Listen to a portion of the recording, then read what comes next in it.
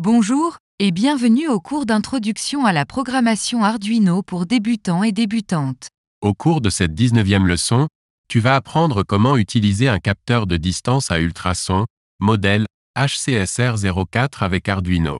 Ce projet est disponible grâce au lien que j'ai ajouté dans la description au bas de cette vidéo.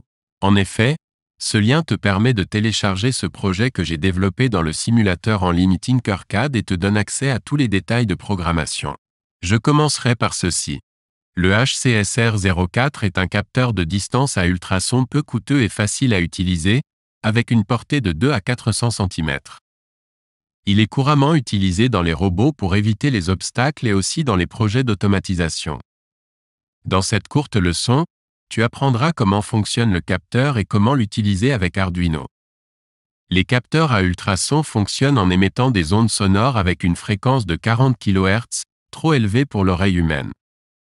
Ces ondes sonores voyagent dans l'air à la vitesse du son, environ 343 mètres par seconde. S'il y a un objet devant le capteur, les ondes sonores sont réfléchies et le récepteur du capteur à ultrasons les détecte. En mesurant le temps écoulé entre l'envoi et la réception des ondes sonores, la distance entre le capteur et l'objet peut être calculée.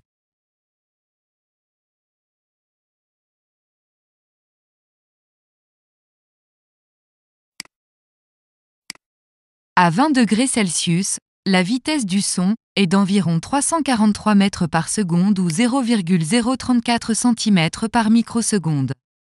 Disons que le temps entre l'envoi et la réception des ondes sonores est de 2000 microsecondes. Si vous multipliez la vitesse du son par le temps que les ondes sonores ont parcouru, vous obtenez la distance parcourue par les ondes sonores. Mais ce n'est pas le résultat que nous recherchons. La distance entre le capteur et l'objet n'est en réalité que la moitié de cette distance car les ondes sonores se sont déplacées du capteur vers l'objet et de l'objet vers le capteur. Vous devez donc diviser le résultat par 2.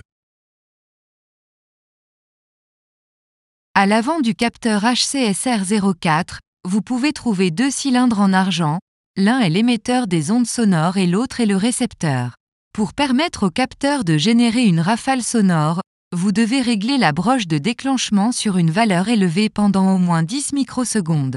Le capteur crée alors une rafale de 8 cycles d'ultrasons à 40 kHz.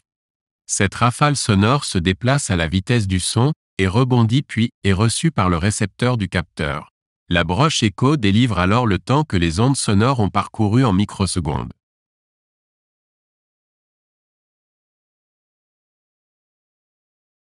En espérant que cette vidéo vous a plu, si oui, cliquez sur j'aime.